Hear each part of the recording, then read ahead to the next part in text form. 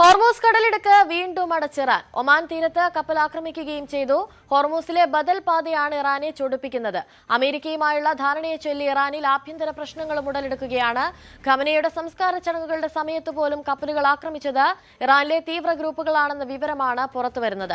അതേസമയം അയത്തുള്ള ഖമനയെ വധിച്ചതിന് പ്രതികാരം ചെയ്യുമെന്നാണ് മകനും ഇറാന്റെ നിലവിലെ പരമോന്നത നേതാവുമായ മുജ്തബ ഖമനയുടെ പ്രഖ്യാപനം. വിനോദ് ചേരുന്നുണ്ട് കൂടുതൽ വിശദാംശങ്ങളുമായി. വിനോദ്, ഹോർമൂസ് ഇപ്പോഴിതാ വീണ്ടും അടച്ചിരിക്കുന്നു. കഴിഞ്ഞ ദിവസമൊക്കെ അമേരിക്ക ആവശ്യപ്പെട്ടിരുന്നത് ഹോർമൂസ് എല്ലാവർക്കുമായി തുറന്നു കൊടുക്കുന്നു എന്ന് ഇറാൻ അംഗീകരിക്കുക എന്നുള്ളതാണ്. ഇപ്പോഴിതാ ഹോർമൂസ് വീണ്ടും അടയ്ക്കുന്ന സാഹചര്യം ഉണ്ടായിരുന്നു. കാര്യങ്ങൾ കൂടുതൽ വഷളാവുകയാണോ? അനുശ്രീ, ഒമാൻ തീരത്ത് കൂടി രണ്ട് ബദൽ പാത തുറന്നതാണ് ഇറാനെ പ്രകോപിപ്പിച്ചിരിക്കുന്നത്. ഈ പാതകൾ അടയ്ക്കണം, നേരത്തെ ഉണ്ടായിരുന്ന പരമ്പരാഗത പാതയിൽ കൂടെ മാത്രമേ കപ്പലുകൾ യാത്ര ചെയ്യാവൂ എന്ന നിലപാടിലേക്കാണ് ഇറാൻ എത്തുന്നത്. ഇത് അനുവദിക്കാൻ കഴിയില്ല എന്ന നിലപാടിൽ അമേരിക്ക നിലകൊള്ളുന്നുണ്ട്. ഒപ്പം തന്നെ ഒമാൻ പൂർണ്ണമായും സ്വതന്ത്രമായ ഒരു വഴി, അവരുടെ തീരത്തുകൂടി ഒരു വഴി എന്ന നിലപാടിൽ നിൽക്കുകയാണ്. അവിടെയാണ് ചില പ്രകോപനങ്ങൾ ഉണ്ടാകുന്നത്. അതേസമയം ഇറാനിൽ ആഭ്യന്തര പ്രശ്നങ്ങൾ രൂക്ഷമാകുന്നു എന്നതിൻ്റെ ചില സൂചനകൾ കൂടി വരുന്നുണ്ട്. സമാധാന കരാറിൽ ഒപ്പുവെച്ചത് ഇറാൻ്റെ പ്രസിഡന്റ് പെസഷ്കിയാനാണ്.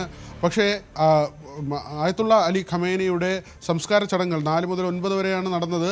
ആ ദിവസങ്ങളിൽ പോലും ഇറാനിൽ നിന്ന് എണ്ണക്കപ്പലുകളെ ആക്രമിക്കുന്ന നിലയുണ്ടായി. പക്ഷേ അത് ഇറാൻ സൈന്യത്തിൻ്റെ ഔദ്യോഗിക തീരുമാനമായിരുന്നില്ലെന്ന വിവരമാണ് പുറത്തു വരുന്നത്. അല്ലെങ്കിൽ ഇറാൻ ഭരണകൂടം നൽകിയ നിർദ്ദേശത്തിൻ്റെ അടിസ്ഥാനത്തിലായിരുന്നില്ല. അവിടുത്തെ തീവ്ര ഗ്രൂപ്പുകൾ IRGCയിലെ ഒരു വിഭാഗവുമായി ചേർന്ന് ഭരണകൂടം അറിയാതെ ഈ കപ്പലുകൾക്ക് നേരെ ആക്രമണം നടത്തി സമാധാന കരാറിനെ എതിർക്കുന്ന വിഭാഗമാണ് ഇതെന്ന വിവരമാണ് പുറത്തു വരുന്നത്. അങ്ങനെയെങ്കിൽ ഇറാനിൽ ആഭ്യന്തര പ്രശ്നങ്ങൾ ഉണ്ടാകുന്നു, ഭരണതലത്തിൽ പ്രശ്നങ്ങൾ ഉണ്ടാകുന്നു. താഴെത്തട്ടിലെ സൈനിക വിഭാഗം ഭരണകൂടം പറയുന്നത് അനുസരിക്കുന്നില്ല എന്ന തരത്തിലുള്ള വിവരങ്ങളാണ് വരുന്നത്. മാത്രമല്ല, മുസ്തഫ ഖമേനിയുടെ ഒരു വെല്ലുവിളി കൂടി ഇപ്പോൾ പുറത്തു വന്നിരിക്കുന്നു. ആയത്തുള്ള അലി ഖമേനിയുടെ സംസ്കാര ചടങ്ങിൽ ഇറാൻ ജനത എടുത്തിട്ടുള്ള ശപഥം ഖമേനിയെ വധിച്ചവരെ തിരികെ ആക്രമിക്കും, അവർ ഇതിന് പശ്ചാത്തപിക്കേണ്ടി വരും, അവർക്ക് വലിയ വില നൽകേണ്ടി വരും, അവരെ ഇല്ലാതാക്കും എന്ന ഏറ്റവും വലിയ ഒരു പ്രഖ്യാപനമാണ് മുസ്തഫയുടെ ഭാഗത്ത് നിന്ന് വരുന്നത്. മുസ്തഫ ഇപ്പോഴും എവിടെ എന്നതിനെക്കുറിച്ച് വലിയ വ്യക്തതയില്ല. പക്ഷേ മുസ്തഫ അവിടെ പരമോന്നത നേതാവായി തുടരുമ്പോൾ തന്നെ പെസഷ്കിയാനും അരഗച്ചിയും ഉൾപ്പെടെയുള്ള ഭരണകൂടത്തിലെ പ്രധാനപ്പെട്ട ആളുകൾ മുസ്തഫയുടെ വഴിയെ അല്ല സഞ്ചരിക്കുന്നത്, അമേരിക്കയുമായി ചേർന്നുള്ള അല്ലെങ്കിൽ അവരുമായി സമരസപ്പെട്ട് മുന്നോട്ട് പോകാനാണ് ഈ നേതാക്കൾ തീരുമാനിക്കുന്നത്. ഇറാന് വലിയ സാമ്പത്തിക നഷ്ടം ഉണ്ടാകുന്നുണ്ട്. രാജ്യത്തിൻ്റെ സാമ്പത്തിക ഭദ്രത കൂടി കണക്കിലെടുത്ത് വേണം ഇപ്പോൾ രാജ്യത്ത് കാര്യങ്ങൾ നിയന്ത്രിക്കുന്ന അധികാരികൾ അമേരിക്കയുടെ നിലപാടുകളോട് ചേർന്ന് പോകുന്നതെന്ന് വേണം കരുതാൻ. ഒമാനിൽ വീണ്ടും സമാധാന ചർച്ചകൾ നടക്കുന്നുണ്ട്. അരഗാച്ചി അവിടേക്ക് എത്തുന്നുണ്ട്.